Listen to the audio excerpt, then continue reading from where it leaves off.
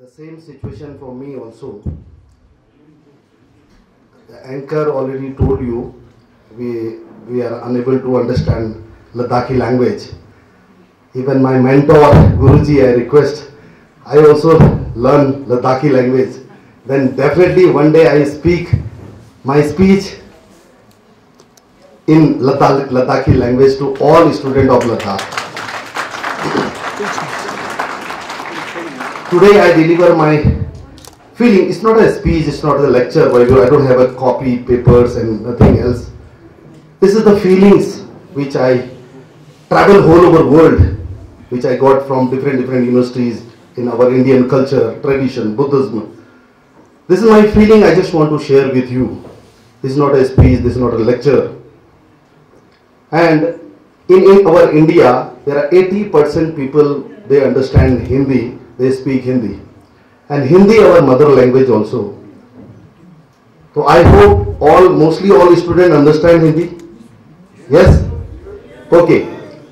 And the most important reason is that कि जो ये रिकॉर्डिंग हो रही है, ये मैं भारत के करोड़ों बच्चों को दिखाना चाहता हूं YouTube के माध्यम से. इसलिए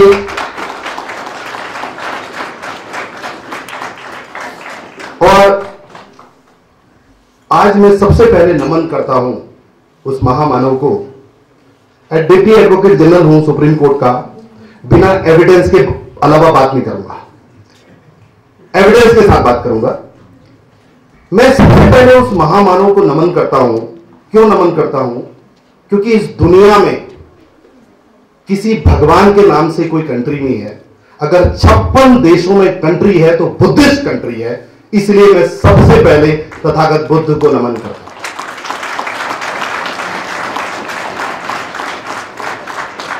उसके बाद मैं नमन करता हूं उस महामानव को. क्यों नमन करता हूं? उसके पीछे रीजन है. क्यों नमन करता हूं? क्योंकि अमेरिका यह कहता है कि वो महामानव अगर हमारे देश में पैदा होता तो हम उसको सूरज कहते. कोलंबिया यूनिवर्सिटी ने पूरे वर्ल्ड का रिसर्च किया, जितने भी स्टूडेंट वहां पढ़े हैं, उस यूनिवर्सिटी ने बोला इस वर्ल्ड में अगर कोई है तो हम उस महामानव को सिंबल ऑफ नॉलेज से एड्रेस करेंगे. ये कोलंबिया यूनिवर्सिटी ने कहा. आज भारत रत्न की बात करते हैं हम. वो महामानव का जो बर्थडे मनाया गया, क्योंकि मैं भी उसमें इनवाइट था, इंडिया को कोऑर्डिनेट कर रहा था, तो यूनाइटेड नेशंस में उस महामानव का बर्थडे मनाया गया और उसको विश्व रत्न से सम्मानित किया. दुनिया में विश्व रत्न किसी और को नहीं मिला है, उस महामानव को. उस महामानव को दुनिया में, वर्ल्ड में एक वही महामानव है जिसका बर्थ एनिवर्सरी पूरे साल भर मनाते हैं लोग, पूरी दुनिया में मनाते हैं, हर कंट्री में मनाते हैं लोग. पर जब वो महामानव हमें छोड़ के गया इस दुनिया से, तो इस वर्ल्ड की हिस्ट्री में उतनी भीड़ किसी भी व्यक्ति के छोड़ के जाने पर नहीं हुई. इस दुनिया में वर्ल्ड की हिस्ट्री है. इंडिया में एक न्यूज चैनल है NDTV, उसने greatest man of this country करके एक रेवोल्यूशनरी वो चलाया. तो उसमें आपको पता है, आपको मैं बताना चाहता हूं, पहला नाम उस महामानव का आया. आपको पता है वो कौन मानव है? विश्व रत्न, बोधिसत्व, भारत रत्न डॉक्टर B.R. अंबेडकर. वो इंसान था महामानव जिसने इस भारतवर्ष में जन्म दिया. और आज का दिन मैं खास तौर से इन बच्चों को देना चाहता हूं, जो ये बच्चे बौद्धि, हमारे महाबौद्धि में जो पढ़ते हैं, स्टूडेंट हैं, उन बच्चों को डिवोट करना चाहता हूं. बच्चों के लिए स्पेशली आज का दिन डिवोशन है, इसलिए मैं इन बच्चों के लिए आया. कल रात में 12 बजे मेरी बात हुई गुरुजी से. मैंने कहा गुरुजी मेरे को नींद नहीं आ रही है, आपने मुझे इन्विटेशन दिया था. तो मैंने 1 बजे गुरुजी से बात करी. मैंने कहा मैं उस महाबौद्धि में आना चाहता हूं, उन बच्चों के साथ इंटरेक्शन करना चाहता हूं, क्योंकि ये बच्चे ही देश का भविष्य है. तो गुरुजी ने कहा ओके आ जाइए. और रात भर गुरुजी और मैं नहीं सोए, ना गुरुजी सोए ना मैं सोया, रात भर नहीं सोए. हमारा 4 बजे कम्युनिकेशन हुआ, 1 बजे कम्युनिकेशन हुआ, क्योंकि मैंने बहुत कीनोट स्पीकर चाहिए थे हमें। मैंने बहुत सारे लॉयर फॉर्मर जजेस से बात करी, लेकिन उनको यह लगा कि अगर लद्दाख में आएंगे तो क्वारंटीन कर देंगे 14 दिन तक, अगर कोरोना निकला तो आजकल हर आदमी को कोरोना निकल रहा है, ये बड़ी प्रॉब्लम है देश में। तो इसलिए मैं भी बहुत, मेरी फैमिली अलाउ नहीं कर रही थी, मेरी फैमिली नहीं, लेकिन मैंने बोला कि अगर गुरुजी ने बुलाया है तो चाहे कोरोना हो या कुछ भी हो, लेकिन मुझे उस महाबोधि में जाना है। सुबह 4 बजे टिकट गया, सुबह 4 बजे टिकट किया मैंने, और यहां पर अभी पहुंच गया। अभी जाने का टिकट भी नहीं करा सुबह का, और कल बहुत सारे केसेस सुप्रीम कोर्ट में लगे। और बच्चों, एक बात बताना चाहता हूं मैं आपको, मैं इस भारतवर्ष का, मुझे बड़ा गर्व है कि मैं इस भारतवर्ष का पहला बुद्धिस्ट गवर्नमेंट लॉयर हूं सुप्रीम कोर्ट में। और पता क्यों बना? आपको पता कैसे बना? सिर्फ 2 लोगों को अपना आइडियल मानकर। जब मैं 8th क्लास में पढ़ता था तब मैंने बाबा साहब की लाइफ सुनी पढ़ी थी, क्योंकि बाबा साहब के साथ वो ट्रेजेडी हुई। मैं भी उत्तराखंड के जंगलों कंदराओं का रहने वाला हूं, वहां पर नेपाल तिब्बत चाइना बॉर्डर से रहने वाला हूं। 10-10 किलोमीटर पैदल चल के तब स्कूल में जाते हैं। लेपर्ड घूमते हैं हमारे आगे पीछे, घरों में लेपर्ड घुस जाता है। इतना हॉरिबल वहां पर फॉरेस्ट है, जंगल है। ऐसी जगह में मैंने पढ़ाई करी, और तब मुझे भी अलग बिठाया जाता था, एक गोलियां लेके अलग बैठता था। और मुझे आज भी याद है, मेरी दादी जब बारात होती थी तो उसका बचा बुचा खाना हमारे लिए लाती थी, वो हम खाते थे। तो उन जंगलों कंदराओं से एक बच्चा भारत का पहला डिप्टी एडवोकेट जनरल बनता है इस कौम का, तो वो उसके पीछे अगर रीजन है तो वो महाबोधि तथागत बुद्ध है, और वो रीजन है तो बाबा साहब अंबेडकर है। और मुझे बड़ा गर्व हो रहा है। मैं प्रिंसिपल मैडम से बात कर रहा था स्कूल की, उन्होंने बोला कि इस पूरे स्कूल में 50% बच्चे फ्री ऑफ कॉस्ट पढ़ते हैं। और मैं एक लेडी से बात कर रहा था, वो यहां पर वर्क करती है, उन्होंने बोला मेरे 2 बच्चे हैं, और वो जिन्होंने मुझे खाना दिया आज लंच, उन्होंने बोला मेरे दोनों बच्चे फ्री ऑफ कॉस्ट पढ़ते हैं यहां पर। तो गुरुजी, मैं आपसे गुरुजी से मिलने के बाद मैं पूरे भारत में सर्च कर रहा था कि मैं किसको आइडियल मानूं बुद्धिज्म में, किसको मैं अपना आइडियल मानूं। तो अचानक गुरुजी मेरे घर पर आए, मेरी माता जी और हमारे परिवार में उन्होंने ब्लेसिंग दी। वो दिन है, आज का दिन है। गुरुजी मेरे सबसे आइडियल व्यक्ति है गुरुजी, और हमेशा रहेंगे, हमेशा रहेंगे। दुनिया में अच्छा बुरा लोग सब कहते हैं, बाबा साहब को भी लोगों ने पत्थर मारा था। बाबा साहब ने बोला था मुझे पढ़े लिखे लोगों ने दौड़ा दिया, लेकिन एक समय, आज वो समय है, पूरी दुनिया में बाबा साहब की स्टैचू बनी है। पूरी दुनिया में हर घर में बाबा साहब का स्टैचू बना हुआ है। तो गुरुजी, एक दिन आप जो काम कर रहे हैं आज की दुनिया में, ये पूरी दुनिया में आपको लोग याद करेंगे, मेरी तरह हजारों लोग आपको याद करेंगे। और ये बच्चे जो यहां पर देख रहे हैं आप, ये आने वाले भविष्य में सुप्रीम कोर्ट के अटॉर्नी जनरल बनेंगे। ये बच्चे मेरी तरह, मुझे आज इन बच्चों में अपना भविष्य दिखता है, अपनी लाइफ, पास्ट लाइफ दिखती है। ये बच्चे आने वाले भविष्य में डिप्टी एडवोकेट जनरल बनेंगे। तब ये बच्चे बोलेंगे कि हमने अगर free of cost international education लिया है तो गुरुजी की वजह से लिया है, जैसे मैं आज बोलता हूं। अब बात आती है बाबा साहब अंबेडकर की। आज उनका दिन है, आज बच्चों का दिन है। एक बालक ने जन्म लिया, क्योंकि कीनोट स्पीकर हूं, मुझे आधा घंटा, मैंने कहा गुरुजी मैं रात भर सोया नहीं, मुझे आधा घंटा चाहिए बच्चों को बताने का। और किसी को भी अगर मेरा कुछ भी बोलना बोर लगे, कोई स्टूडेंट को अगर बोर लगे तो ऐसे हाथ खड़ा कर देना, मैं 1 सेकंड में स्पीच वाइंड अप करके वापस चले जाऊंगा। आज मैं आपको बताना चाहता हूं बाबा साहब अंबेडकर जी क्या थे, उनकी लाइफ स्क्रैच क्या थी, वो कब इस दुनिया से छोड़ के गए, उन्होंने क्या काम किया, और तब से 1956 से लेकर आज तक हमने क्या काम किया, वो बताना चाहता हूं। और मैं विजिटिंग प्रोफेसर भी हूं, बहुत सारी यूनिवर्सिटी में पढ़ा है, जैसे मैम ने बताया, बहुत ज्यादा तारीफ करी मैम ने। एक प्रोग्राम की सबसे इंपॉर्टेंट रोल की एंकर का होता है, बहुत अच्छी एंकर है मैम, उनके लिए जरूर तालियां बजाइए आप मैम के लिए। तो उन्होंने बहुत तारीफ करी। और एक बच्चे का जन्म हुआ महू में, और वो बच्चे का जब जन्म हुआ, उस समय की सिचुएशन क्या थी मैं आपको बताता हूं।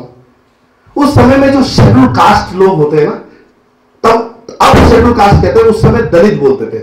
दलित वर्ग दरिद्र वर्ग से आया। बाबा साहब ने बोला हरिजन और दलित वर्ग मत बोलना हमारे लोगों को, ये बाबा साहब ने कहा।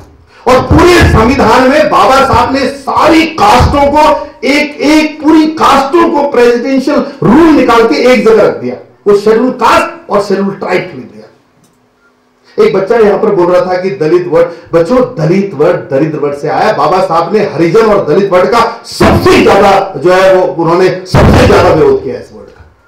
अगर इस कौम को अगर आपको एड्रेस करना है तो अनुसूचित जाति, अनुसूचित जनजाति, शेड्यूल कास्ट और शेड्यूल ट्राइब और ओबीसी को बाबा साहब ने पूरे देश के अनुसूचित जाति, ये दरिद्र और ये मतलब अनटचेबल और ये लोगों को बाबा साहब ने क्या करा, शेड्यूल कास्ट, पूरी सारी कास्टों को, ताकि एक प्लेटफॉर्म में रहे सब लोग। कोई आजकल कास्ट के अंदर भी कास्टिज्म है, वो कहता है तू भंगी है, तू ये है, तू वो है, तू बड़ा है। उस शेड्यूल कास्ट के अंदर भी बहुत सारी कास्ट है। तो बाबा साहब ने सबसे बड़ा काम क्या किया, उन्होंने सारी कास्टों को एक नाम दे दिया, शेड्यूल कास्ट, और सारे ट्राइबल लोगों को एक नाम दे दिया, शेड्यूल ट्राइब। और पूरे संविधान में सिर्फ इन लोगों को शेड्यूल कास्ट और शेड्यूल ट्राइब के नाम से संबोधित किया जाता है, क्योंकि हरिजन, दरिद्र, अनटचेबल, दरिद्र वर्ग अनकॉन्स्टिट्यूशनल डिक्लेयर किया बाबा साहब ने। सबसे पहला काम संविधान लिखने से पहले यही काम किया बाबा साहब ने। और मैं आपको बताना चाहता हूं कि जब बाबा साहब का जन्म हुआ, उस समय की सिचुएशन ये थी कि ये एसटी एससी जो लोग थे, ये जिनको दरिद्र, अनटचेबल और छू नहीं सकते, ये लोग रोड में घूम नहीं सकते थे। ये लोग, इनको अगर वेद ग्रंथ सुनेंगे तो इनके कान में जो है वो डाल देते थे शीशा, और ये लोगों को रहने के लिए अलग से देते थे। ये अभी आपके जैसे आप जा रहे हैं स्कूल में पढ़ रहे, इनको स्कूल में पढ़ने का अधिकार ही नहीं था। आप बड़ी टाई पहन रहे हो, ये टाई सोच लो, इनको कपड़े अच्छे पहनने का अधिकार नहीं था। इतनी बुरी हालत थी। और ये लोग काम क्या करते थे, गाय का मांस बनाना, उससे ढोल नगाड़े बनाना, ये लोग काम क्या करते थे, ये लोग कचरा उठाते थे। ये लोग इतने, आज की डेट में 140 करोड़ लोग हैं इस देश में। मैंने आर्गुमेंट कर रहा था सुप्रीम कोर्ट में, मेरे केस में, कॉन्स्टिट्यूशन बेंच में आर्गू कर रहा था। मैंने ये बोला कि 140 करोड़ लोग हैं, इनके घर से टॉयलेट कौन उठाता है बताओ। 140 करोड़ हो गए ना देश के। आप सोचो 140 करोड़ लोग टॉयलेट तो करते होंगे, ऐसा तो नहीं कि टॉयलेट नहीं करता कोई आदमी, करता होगा, बच्चों से पूछना चाहता हूं। और इनकी टॉयलेट कौन उठाता है आज की डेट में, कौन सफाई करता है, कौन इतने सारे गटर बनाता है, इतनी सारी गटर से इतने टॉयलेट्स को नदी में कौन डालता है, वो लोग आज भी वो लोग डालते हैं। कौन लोग, वाल्मीकि, इस शेड्यूल कास्ट के लोग आज भी ये 15 अप्रैल 2021 को आज भी 140 करोड़ लोगों का टॉयलेट सर में रख के सफाई करके ये जो है अनुसूचित जाति के लोग उठाते हैं। आज भी ये लोग हैं वो। और उस समय की सिचुएशन क्या, और 140 करोड़ लोगों के घरों में बच्चा पैदा होता है, तो उस बच्चे का नामकरण, पूजा पाठ कौन करता है। 140 करोड़ लोगों के घरों में बच्चा होगा, नामकरण होगा। बच्चे जन्म से लेके उसकी मृत्यु के बाद श्राद्ध तक एक वर्ग करता है। हमें उस वर्ग से दुश्मनी नहीं है, हमें इस सिस्टम से जो है हमारा कहना है कि राइट टू इक्वलिटी की बात बाबा साहब ने कही कि सबको समानता का अधिकार दो। इनको एजुकेशन दे तो हमें भी एजुकेशन दो। अगर हम सफाई कर रहे हैं तो सारे वर्ग के लोगों को भी सफाई करनी चाहिए। जैसे यूएसए, जर्मनी, कनाडा में होता है, वहां पर सफाई कर्मचारी होता है, कार में आता है, उसको सर बोलता है, बड़ा बड़ा IAS officer, sir good morning, ऐसे ऐसे करके। वहां काम वाली बाई नहीं रखते, क्योंकि काम वाली बाई को जो रखेंगे तो एक आईएएस ऑफिसर की सैलरी से ज्यादा सैलरी उस काम वाली बाई की होती है, रख ही नहीं सकते, ज्यादा सैलरी देनी पड़ती है, क्योंकि इन लोगों को ज्यादा सैलरी देनी पड़ती है, इसलिए वो टाई कोट पैंट में आते हैं वहां के लोग। लेकिन आज भारत की स्थिति वो नहीं है। हम सपना देख रहे हैं, और गुरुजी और हम सपना देख रहे हैं कि एक दिन भारतवर्ष भी ऐसा होगा, ये जो लोग जो ये 140 लोगों का टॉयलेट साफ करते हैं, ये लोग भी टाई कोट पैंट में, मशीन में, अपनी कार में प्रॉपर आए, यूएसए, अमेरिका की तरह। ऐसा वो दिन देखना चाहते थे बाबा साहब अम्बेडकर। ये सपना था बाबा साहब अम्बेडकर का। बाबा साहब ने किसी जाति, किसी धर्म के बारे में नहीं कहा। भारत का संविधान कहता है हर जाति, हर धर्म को समान सम्मान दो, हर भगवान को समान सम्मान दो, हर धर्म को समान सम्मान दो। किसी धर्म के बारे में गलत मत बोलो, ये बाबा साहब का संविधान कहता है। मैंने कभी किसी धर्म को गलत नहीं बोला, मैंने किसी वर्ग को गलत नहीं बोला, लेकिन बाबा साहब ने यह भी कहा है कि धर्म के नाम पर, जाति के नाम पर अगर आप किसी के फंडामेंटल राइट का वायलेशन करते तो आप अनकॉन्स्टिट्यूशनल एक्टिविटी कर रहे हैं, आपको जेल भेजा जाएगा। आप भगवान के नाम से किसी की बलि चढ़ा रहे हो, आप भगवान के नाम से बोल रहे हो किसी को अलग बैठेगा, दूर बैठेगा, यहां नहीं बैठेगा। भगवान के नाम से आप बोल रहे हो सती स्त्री को जला दो, सती प्रथा कर दो। अगर आप भगवान, हम संविधान हर जाति, हर वर्ग, हर धर्म का सम्मान करता है, लेकिन अगर आपने धर्म, जाति और भगवान के नाम पर अगर किसी व्यक्ति का fundamental right to education, right to food, right to shelter अगर वायलेशन किया तो आपको जेल भेजा जाएगा।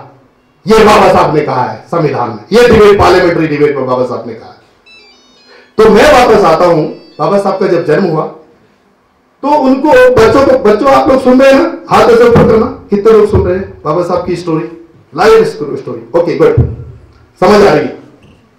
तो बाबा साहब को जब स्कूल जाते थे, बाबा साहब ने जिद किया, छोटे बच्चे थे, मैं स्कूल जाऊंगा। और उनके जो फादर थे वो सूबेदार थे अंग्रेजों के टाइम पर, उनको भी बड़ा गंदा बोला जाता था, बहुत बुरी हालत थी। तो उनको स्कूल में जाते थे, स्कूल में दरी उनको अलग से लानी पड़ती, दूर बिठाया जाता था स्कूल में।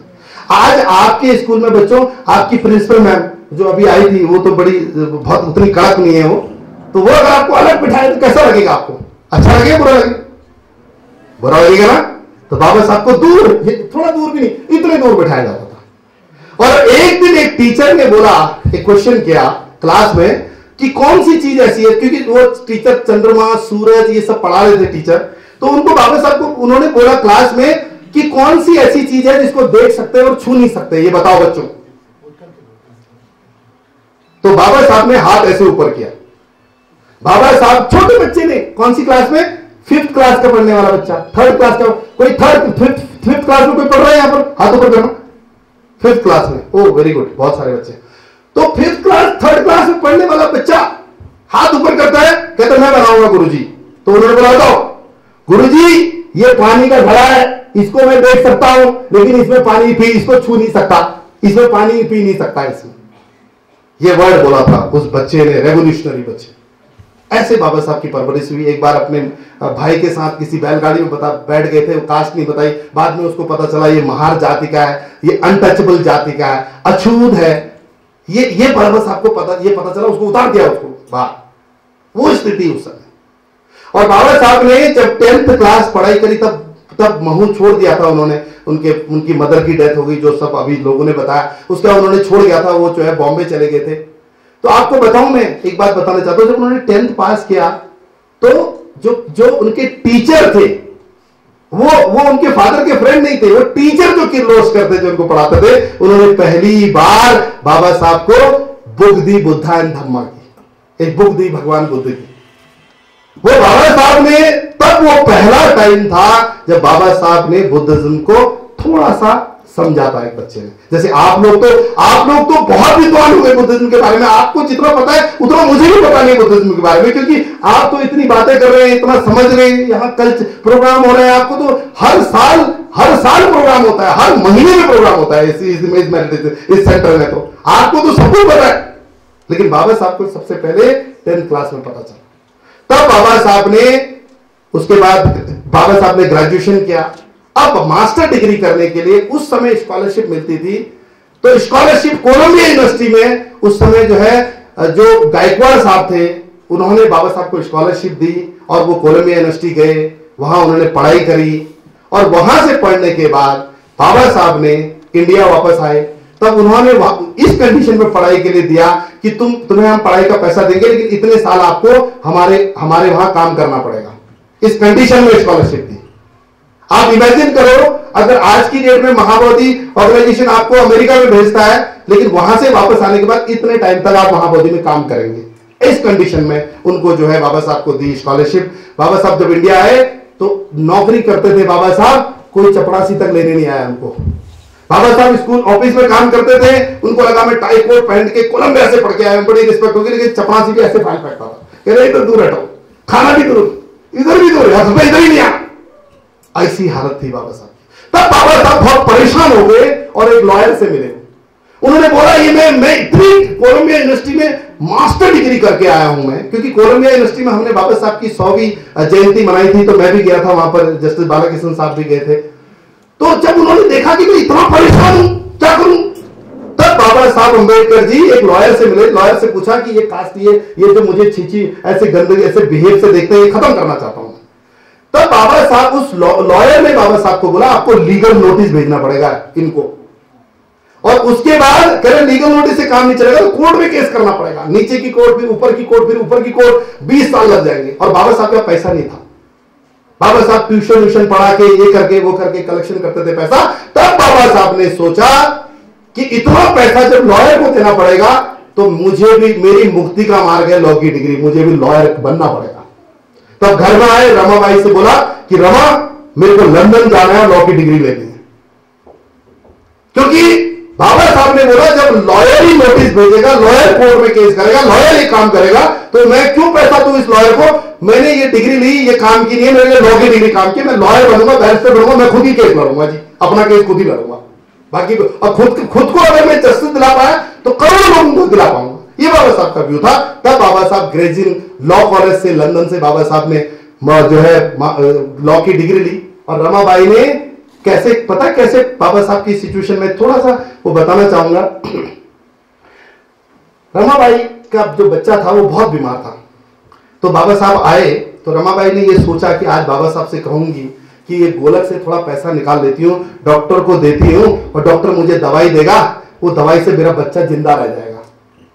इसलिए बाबा साहब से बड़े डरे मन से वेट कर रही थी रमाबाई कि कैसे बाबा साहब आए और कैसे मैं उनसे पूछूं कि मुझे आप परमिशन दे दो, गोलक से थोड़ा पैसा दे दो, मेरा बच्चे को बुखार से तप रहा है और मर जाएगा, डॉक्टर ने बोला इसको दवाई देनी है।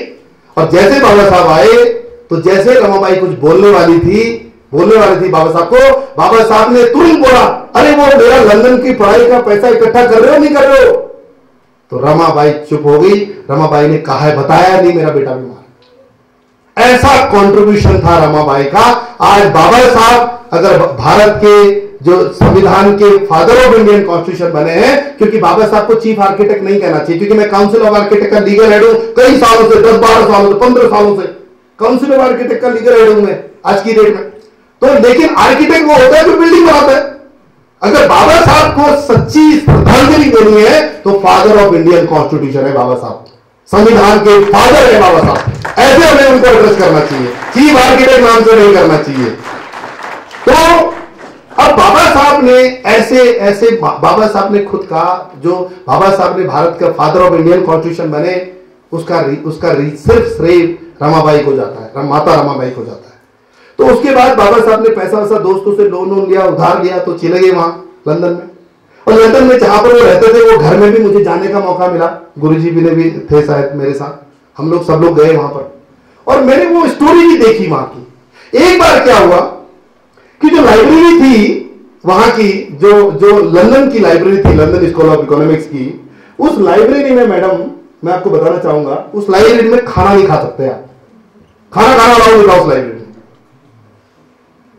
तो बाबा साहब क्या करते थे, बाबा साहब डेली एक ब्रेड वाले की दुकान में जाते थे और पुरानी ब्रेड जो होती थी उसको रख लेते थे। क्या करते थे, पुरानी ब्रेड को रख लेते थे और उस ब्रेड को लाइब्रेरी में जाके मुंह नीचे करके उस ब्रेड को खाते थे। और जब एक दिन उस वहां के जो लाइब्रेरी ने पकड़ लिया, बच्चों सुन लो आप लोग, हाँ पक्का, एक दिन लाइब्रेरी ने पकड़ लिया, अंग्रेज था, उसने कहा ये बच्चा सुधरेगा नहीं, उसको बोला कल से यहां मत खाना, मैं तुम्हें नौकरी यहां से टर्मिनेट कर दूंगा इस स्कूल से। तो बाबा साहब बहुत परेशान हो गए, क्योंकि जो बासी ब्रेड थी वो सस्ती मिलती थी, वो फेंकनी पड़ती थी, सस्ती मिलती थी। बाबा साहब उसको पानी में और उसमें डुबो के खाते थे और पहनते टाई कोट पैंट थे, खाना ऐसे खाते थे, एक टाइम खाते थे, वैसे खाते थे। लेकिन तो पकड़ लिया उसको। एक दिन वो आदमी कहां गया, अपने घर पे गया, वो जो लाइब्रेरियन था, गोरा था, उसने अपनी बीवी को बोला, एक पता नहीं इंडियन बड़ा बेवकूफ स्टूपिड पता नहीं कैसा आदमी है, वो लाइब्रेरी का रूल तोड़ रहा है और डेली खाना खाता है। तो उसकी बीवी ने बोला, आप उसके इस चीज को मत देखो, उसके पीछे के रीजन को देखो कि क्यों ऐसे खाता है, क्या रीजन है इसके पीछे। तो उसके बाद वो वापस आया लाइब्रेरियन और उस लाइब्रेरी ने बाबा साहब को अपने रूम में बनाया। तो बाबा साहब 3 दिन तक सोए नहीं। उनको लगा कि अब तो मेरे को इस कॉलेज से टर्मिनेट पक्का है। और वर्ल्ड की नंबर 1 इकोनॉमिक्स की कॉलेज है लंदन स्कूल ऑफ इकोनॉमिक्स। और मैंने जब वहां पर गया, मैंने भी लेक्चर दिया कई सारी यूनिवर्सिटीज में। तो जब बाबा साहब को ऐसा बोला, उसने बुलाया लाइब्रेरियन ने और बाबा साहब को बोला तुम इसके अंदर क्यों खाते हो, रीजन बताओ उसका। तो बाबा साहब ने बोला मेरे पास पैसा नहीं है, लोग मेरे साथ के स्टूडेंट जो है वो दुकान शॉप में जाते हैं, वहां पर जो है वो दुकान में जाते हैं, वहां खाना खाते हैं, मेरे पास पैसा है नहीं। ये मैंने लोगों से लोन लेके, मेरी वाइफ ने एक गोलक में पैसा डाल के रखा है, इसलिए जो ब्रेड मिलती है वो खाता हूं। उन्होंने बोला मैं आपको बहुत बड़ा पनिशमेंट देता हूं। बाबा साहब बहुत 10 मिनट तक वो अपने पेपर साइन करने में लग गया। तो बाबा साहब ने बोला कि आज मैं तुम्हें वो पनिशमेंट देता हूं कि कल से तुम मेरे साथ बैठ के मेरे घर से लाया हुआ खाना मेरे साथ बैठ के खाओगे। ये बाबा साहब को बोला।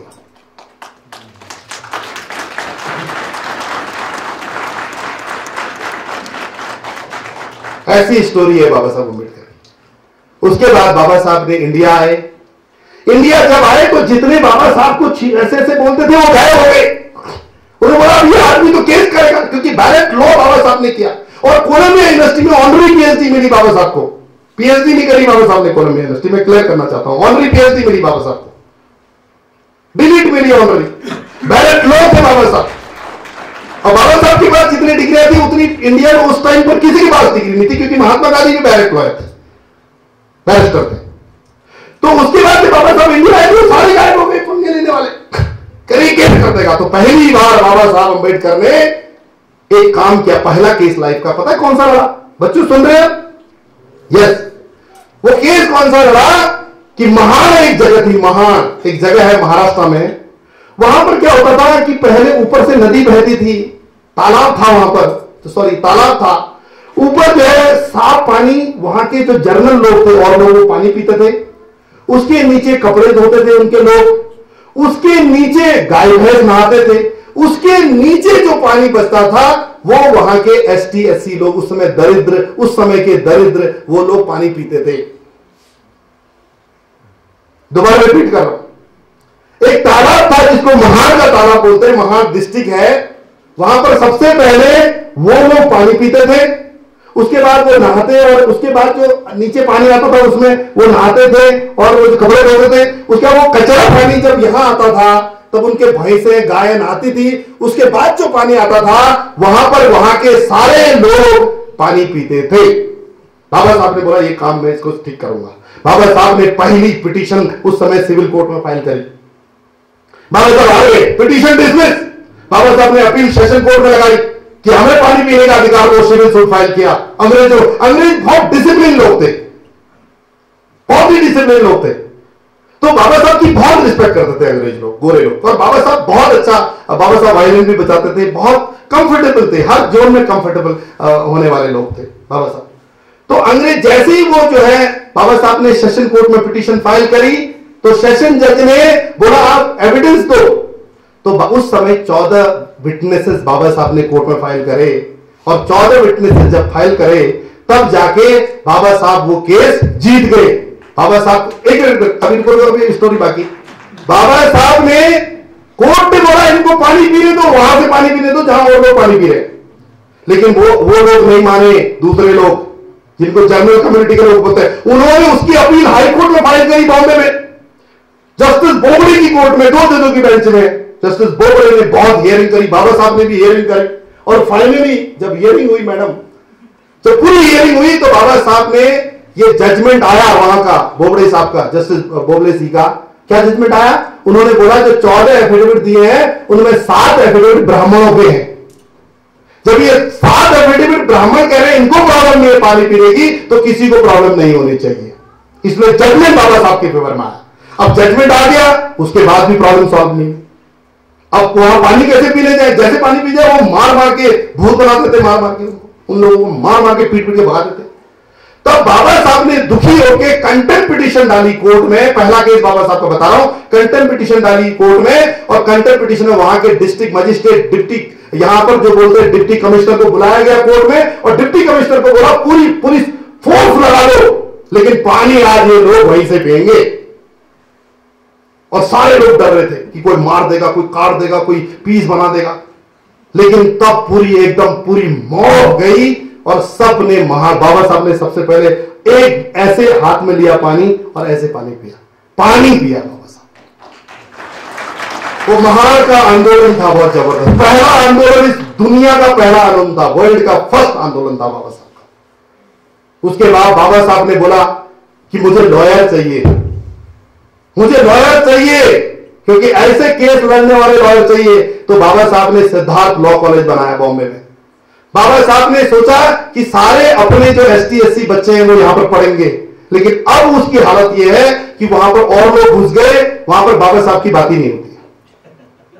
अभी महाबोधि जी है हमारे बीच में, उनकी उम्र बहुत लंबी हो, 100 साल से भी, दलाई लामा की एज से भी ज्यादा जिए। हम तो ये दुआ करेंगे, क्योंकि हम आपको जानते हैं, हम दलाई लामा जी को नहीं जानते। तो मैं अगर ये सपोज हमें छोड़ के चले जाते हैं और दूसरी जो ऑर्गेनाइजेशन आती है वो पूरे के पूरे स्कूल सिस्टम, ये लेक्चर, मेरे को इतना सब, उनको रात भर नहीं दिया, वो चाहते थे मनोज गुप्ता इधर आए और बच्चों को कुछ बताए। कितना पैशनेट व्यक्ति है इस उम्र में, 62 ईयर्स की उम्र में, बताइए। शुगर के पेशेंट है, इंजेक्शन नहीं लगाया उन्होंने, पोलियो वो कोविड का, डॉक्टर ने मना किया। तो इतना इस उम्र में बोल रहे नहीं आपको आना है कैसे भी करके, टिकट हम देंगे आपको, लेकिन मैंने कहा मैं टिकट नहीं दूंगा आपसे। तो इतना अगर इनको कुछ हो जाता, बाद में कोई दूसरी ऑर्गेनाइजेशन आती है इनके जाने के बाद, वो स्कूल नहीं चलाती, ऐसे ये नहीं करती, वो नहीं करती, पूरा कोलैप्स हो जाएगा सिस्टम। वैसे ही सिद्धार्थ लॉ कॉलेज कोलैप्स हो गया, वैसे ही बाबा साहब ने औरंगाबाद लॉ कॉलेज बनाया, वो कोलैप्स हो गया, क्योंकि बच्चे ही नहीं निकल रहे वहां से। तो मेरा निवेदन है आज गुरुजी से कि गुरुजी हमें 2 लोग चाहिए। हमने इतने सालों से बुद्धिज्म में मॉन्क बनाए और मॉन्क जगह जगह गए, उन्होंने उपदेश दिए, लेकिन मैं ऐसा नहीं चाहता हूं, मैं ऐसा नहीं चाहता हूं। मैं क्या चाहता हूं, ये मेरी विजन है, मेरी हम्बल प्रे है आपसे। जैसे हम लोग सुप्रीम कोर्ट जज के सामने प्रे करते हैं, आप मेरे लिए सुप्रीम कोर्ट जज हो, मैं आपसे प्रे करना चाहता हूं कि अगर 50% मॉन्क अगर वो गुरुजी बने, सिर्फ बुद्धिज्म पढ़े और वो बुद्धिज्म को पूरे देश तक फैलाए, तो 50% मॉन्क इस देश का राष्ट्रपति होना चाहिए, इस देश का प्राइम मिनिस्टर होना चाहिए, इस देश का साइंटिस्ट होना चाहिए, इस देश का एम्स का डॉक्टर होना चाहिए, सुप्रीम कोर्ट का जज होना चाहिए, सुप्रीम कोर्ट का लॉयर होना चाहिए, तभी बुद्धिज्म को प्रोटेक्ट कर पाएंगे, अथवा नहीं कर पाएंगे। और मैं चाहता हूं ये बच्चे उसी जगह से निकलेंगे, इसी तरह महाबोधि में। मैं चाहता हूं इन बच्चों को, ये हमारे एसेट्स हैं, आने वाला भविष्य। क्योंकि बाबा साहब ने उस समय, अब मैं बाबा साहब की आगे स्टोरी बताऊंगा, तो उस समय की बात बता रहा हूं, क्योंकि उसके बाद बाबा साहब ने, जब ये महान का युद्ध हुआ, उसके बाद फिर आया, देश में अंग्रेजों ने छोड़ दिया। बाबा साहब जब गोल में सम्मेलन में गए, गांधी ने बोला भारत को रिप्रेजेंट कर रहा हूं, ये आदमी कौन है, ये भारत को कहां रिप्रेजेंट कर रहा है। तब बाबा साहब ने बोला कि Mahatma Gandhi, mister Gandhi, you are representing India, but I am representing for deprived people of this country, India. ये वर्ड थे बाबा साहब के। उन्होंने बोला कि तुम भारत के लोगों को रिप्रेजेंट कर रहे हो, मैं भारत के लोगों के अंदर रहने वाले, भारत के ओरिजिनल जो वहां के मूल निवासी हैं, उनको, उन लाखों लोगों, करोड़ों लोगों को, उन डिप्राइव्ड लोगों को रिप्रेजेंट कर रहा हूं। तब अंग्रेजों ने उनको अलाउ किया था, बाबा साहब अम्बेडकर। और तब बाबा साहब, तब भारत में जब आजादी आई, जब अंग्रेज छोड़ के गए, फिर एक पंगा हो गया। अब पंगा क्या हुआ, जो पूना पैक्ट के बारे में आपको जानना जरूरी है। पूना पैक्ट का हिस्टोरिकल, बाबा साहब की हिस्टोरिकल लाइफ है। तो बाबा साहब ने बोला हमारे लोगों को अलग इलेक्शन, सेपरेट इलेक्शन होना चाहिए, हमारे लोगों का अलग इलेक्शन होगा, हमारे लोग अलग देंगे जी वोट, हम आपके नाम नहीं देंगे। तो गांधी जी ने आमरण अनशन कर दिया अरोड़ा जेल, वहां पूना के जेल में। जब आमरण अनशन कर दिया, उन्होंने खाना नहीं खाया, पानी नहीं छोड़ा, सब कुछ कर दिया। तो बाबा साहब एक बार नहीं, कई बार गांधी जी से मिलने गए, नहीं आप, बाबा साहब ने बोला मैं तो अलग, मैं नहीं चाहता। उन्होंने बोला नहीं नहीं नहीं नहीं, आप ऐसा नहीं कर सकते। तो बाद में बाबा साहब ने, जब गांधी जी इस दुनिया को छोड़ के जाने वाले थे उस जेल के अंदर, तब बाबा साहब ने बोला अगर गांधी जी को कुछ हो गया तो मेरे लाखों लोगों के घरों में आग लगा देंगे, हजारों करोड़ों लोग मेरे समाज के मर जाएंगे। इसलिए बाबा साहब ने गांधी जी के साथ कॉम्प्रोमाइज किया, एक एग्रीमेंट साइन किया। उस एग्रीमेंट को पूना पैक्ट कहा जाता है। और उस एग्रीमेंट में लिखा गया कि इन लोगों को रिजर्वेशन दिया जाएगा, इलेक्शन में रिजर्वेशन दिया जाएगा, ये एग्री हुए। और जब भारत का संविधान लिखना था तब उस समय संविधान लिखने के लिए कॉम्पिटेंट आदमी चाहिए। लाइसेंस सभी के पास होता है, लेकिन गाड़ी बढ़िया, ये लद्दाख की रोडों में गाड़ी चलाने वाला आदमी चाहिए ना हमको, खतरनाक रोडों में गाड़ी चलाने वाला चाहिए ना। तो वो लाइसेंस भी बाबा साहब के पास था, गाड़ी चलाना भी बाबा साहब को आता था। तो उस समय की गवर्नमेंट ने बाबा साहब को ड्राफ्टिंग कमेटी का चेयरमैन बनाया। और सरदार पटेल जी ने बोला और लोगों ने बोला कि अगर आप ड्राफ्टिंग कमेटी के चेयरमैन बन रहे हो तो एसटी एससी को रिजर्वेशन, पॉलिटिकल रिजर्वेशन नहीं होना चाहिए। और तब जाके बाबा साहब ने बोला मैं रिजाइन देता हूं। बाबा साहब ने बोला मेरे संविधान में जितने भी हम चाहते हैं रिप्रेजेंटेशन, इस देश में अगर इस देश में 100 लोग हैं, उनमें से अगर 25 लोग जो है, अगर 100 करोड़ लोग हैं और 25 करोड़ लोग एसटी एससी हैं, तो 25 लोग जो है हर जगह पे, नौकरियों में हर जगह उतने लोग होने चाहिए, जिसकी जितनी परसेंटेज है उतना रिप्रेजेंटेटिव होना चाहिए उसका। अगर सपोज एक गांव है, गांव में 100 लोग रह रहे हैं और सपोज आज पार्लियामेंट है, पार्लियामेंट में सारे मुस्लिम ही मुस्लिम चले गए, एक भी हिंदू नहीं गया, एक भी बुद्धिस्ट नहीं गया, तो क्या वो कभी बुद्धिस्ट का भला कर सकता है? नहीं कर सकता। अगर सारे के सारे लोग अगर राजस्थान से चले जाएं, तो क्या पहाड़ों में लद्दाख की सिचुएशन को क्या पार्लियामेंट को बता पाएंगे? वो नहीं बता पाएंगे। इसलिए हर जगह पे इक्वल रिप्रेजेंटेशन होना चाहिए, बाबा साहब ने बोला इक्वल रिप्रेजेंटेशन, चाहे नौकरियों में हो, state government, central government, parliament. लेकिन फाइनली बाबा साहब ने ये बहुत ज्यादा डिबेट हो गया था, इसलिए बाबा साहब ने कॉम्प्रोमाइज किया कि 10 साल तक पार्लियामेंट में रिजर्वेशन होगा, हर साल 10 साल रिन्यू होगा, लेकिन स्टेट गवर्नमेंट, सेंट्रल गवर्नमेंट में रिजर्वेशन होगा। आज बाबा साहब को मैं आपको बताना चाहता हूं, बाबा साहब ने जब भारत का संविधान लिखा, उन्होंने 2 बातें बोली जिसको कोई नहीं समझता, इस दुनिया में कोई नहीं समझता। बाबा साहब ने 2 ही बात बोली। पहली बात बाबा साहब ने बोली कि अगर मैं लॉयर नहीं होता तो भारत का संविधान नहीं लिख पाता। और दूसरी बात बाबा साहब ने बोली, अगर मैं 10-15 साल वकालत नहीं करता, केस नहीं करता, तो इतने सारे लोगों को कन्विंस नहीं कर पाता। तो बाबा साहब ने ये 2 मैसेज दिए भारत को।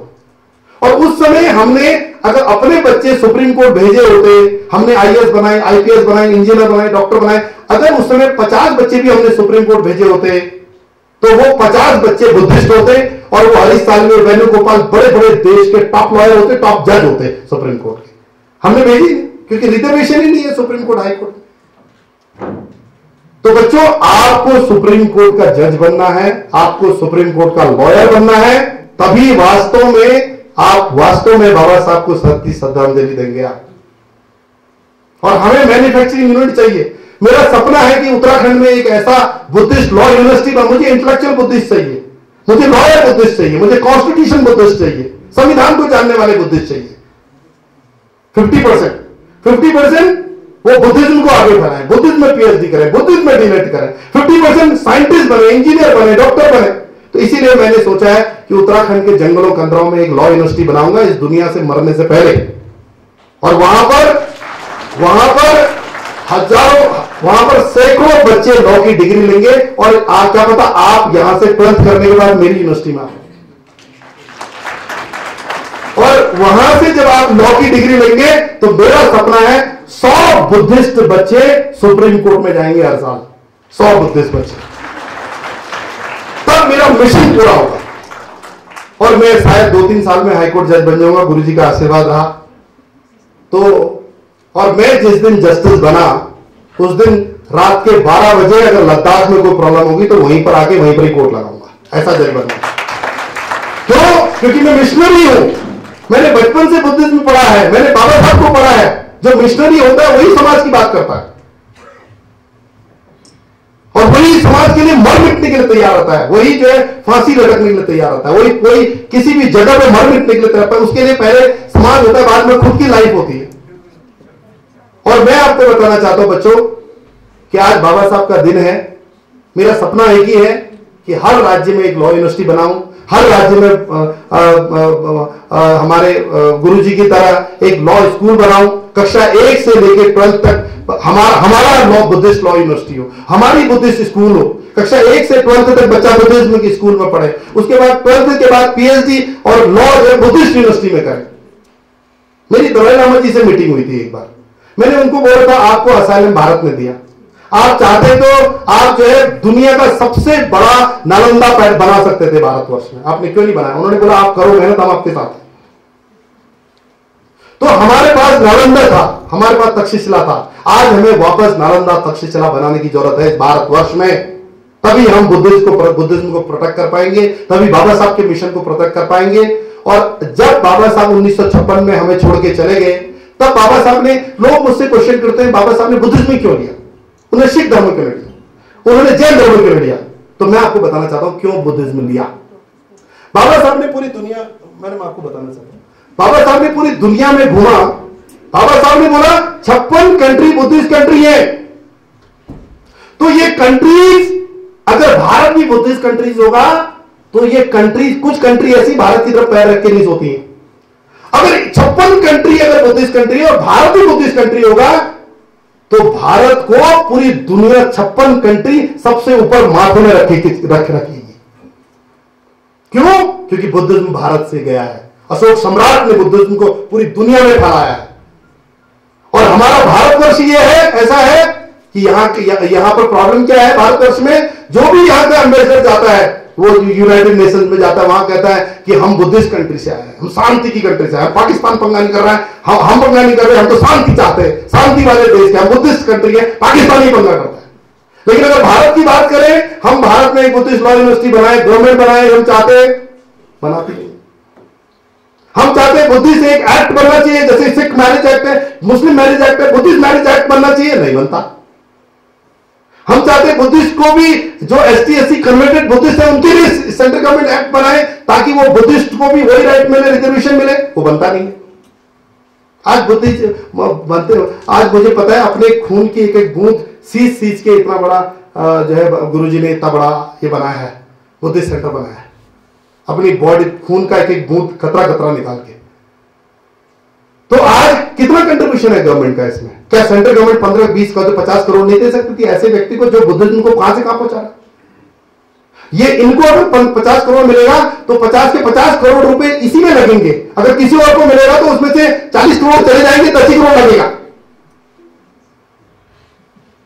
तो इसलिए मैं चाहता हूं, आज समय आ गया है बच्चों, आपको इस देश का शासक बनना है, आपको इस देश का बुद्धिस्ट प्राइम मिनिस्टर बनना है, क्योंकि देश आप चलाओगे।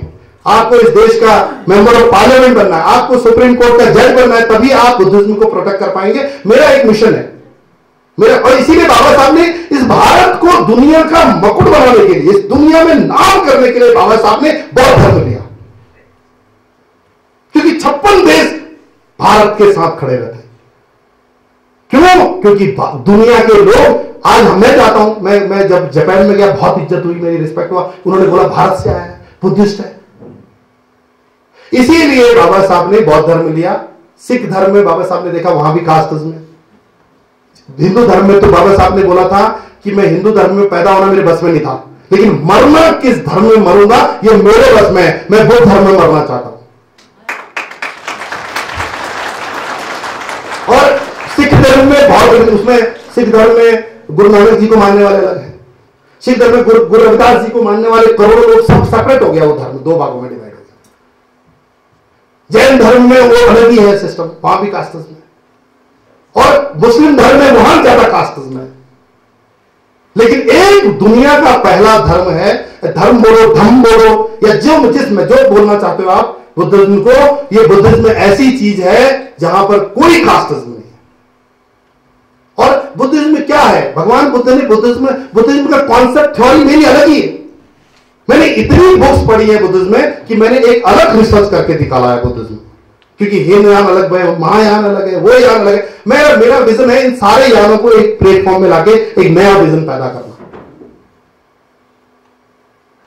तो इसलिए बच्चों, आप लोग एसेट्स हो भारतवर्ष के। मैं आज का दिन आपको डिक्लेयर करता हूं, आप लोगों के लिए दिन है। बाबा साहब की जयंती हमेशा आप इस स्कूल के बच्चों के नाम पर समर्पित होगी, ये मैं यहां पर से बताना चाहता हूं आप लोगों को। और बहुत बहुत धन्यवाद। और एक बात और बताना चाहता हूं मैं आपको कि बुद्धिज्म जो है, इसीलिए बाबा साहब ने बौद्ध धर्म लिया कि भारत को आसमान में पहुंचाने में। बट यहां के लोगों ने, अच्छा हिंदू धर्म में क्या कहता है? अगर हम बुद्धिज्म बात करें, हिंदू धर्म कहता है ये हम हिंदुओं को बुद्धिस्ट बना रहे हैं तो हमें बर्बाद, हिंदू धर्म को बर्बाद करें, ऐसा नहीं है। मैं उन लोगों से यह कहना चाहता हूं इस मीडिया के माध्यम से, क्योंकि ये मीडिया को मैं यूट्यूब में डालूंगा तो करोड़ों लोग देखेंगे दुनिया के, क्योंकि करोड़ों फॉलोअर है मेरे पूरे वर्ल्ड में। तो मैं ये बताना चाहता हूं कि एक बगीचा है, बगीचे में कमल के, बगीचे में गुलदार के भी फूल है, बगीचे में अलग अलग फूल होते हैं, तभी बगीचा की डेफिनेशन, बगीचा वही बगीचे की डेफिनेशन तब होगी जब अलग अलग फूल होंगे उसमें। हिंदू धर्म में एक फूल है, हम हिंदू धर्म को गलत नहीं बोलते, हम और बुद्धिज्म में एक फूल है, एक छोटा सा पार्ट है। सिख धर्म अलग है, आपका वो मुस्लिम धर्म अलग है, लेकिन इन बगीचों का माली की रिस्पॉन्स, हर चीज का माली है। तो उस माली की रिस्पॉन्सिबिलिटी होती है कि उस मैनेजर की, मैडम ने बोला एडिशनल एडमिनिस्ट्रेटिव ऑफिसर हूं मैं, उनकी रिस्पॉन्सिबिलिटी होती है कि कोई भी फूल मुरझाना नहीं चाहिए, किसी का अस्तित्व मिटना नहीं चाहिए। अगर 50 वहां पर गुलदार के फूल है तो 50 कमल के भी होने चाहिए, तभी वो मेंटेन रहेगा। कभी राष्ट्रपति भवन में जाना, हर फूल को मुस्कुराता हुआ मिलेगा आपको राष्ट्रपति भवन में, एक वही जगह है भारतवर्ष। तो हम चाहते हैं बुद्धिज्म हो, कोई भी धर्म हो भारत में, कोई भी पंथ हो, हर पंथ को फूलने फलने की जिम्मेदारी देनी चाहिए, हर पंथ को प्रोटेक्ट करना चाहिए। और ये भारतवर्ष उस समय में एक ऐसी जगह थी, इन्होंने नालंदा जला दिया, तक्षशिला जला दिया, पूरा बुद्धिज्म को कोलैप्स कर दिया, पूरे सिस्टम को कोलैप्स कर दिया। तो बच्चों, मैं आपको आज का दिन आपके लिए समर्पित करता हूं। आपने मुझे सुना, इतनी देर मेरी बात कही, और मैं चाहता हूं, बाबा साहब तो छोड़ के 1956 में चले गए, आप में से कोई बाबा साहब बने, आप में से इस लद्दाख की भूमि को पूरी दुनिया तक इस भूमि का नाम करें, ऐसा मैं चाहता हूं। आप सबको 2 शब्द बोलना चाहूंगा बाबा साहब के बारे में, कि सूरज हूं जिंदगी की रमक छोड़ गया, सूरज हूं जिंदगी की रमक छोड़ जाऊंगा, मैं डूब भी गया तो क्या, अपनी दमक छोड़ जाऊंगा, अपनी दमक छोड़ जाऊंगा, अपनी दमक छोड़ जाऊंगा। जय भीम, नमो बुद्धाय, थैंक यू सो मच।